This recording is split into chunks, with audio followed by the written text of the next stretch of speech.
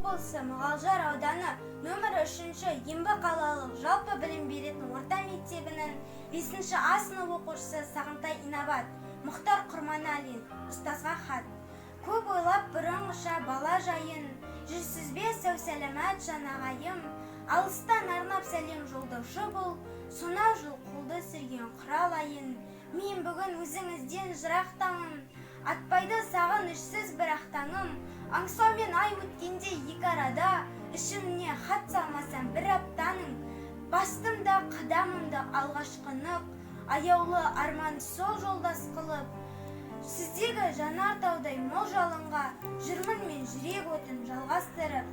Сіз барда бұл өмірде бала қамсыз, бақытқа бәрімізді балағансыз.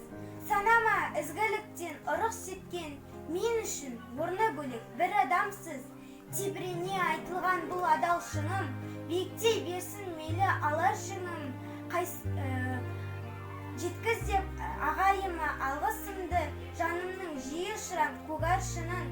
Қайсы бір қиындыққа күшім жетпей, жүргем жоқ кие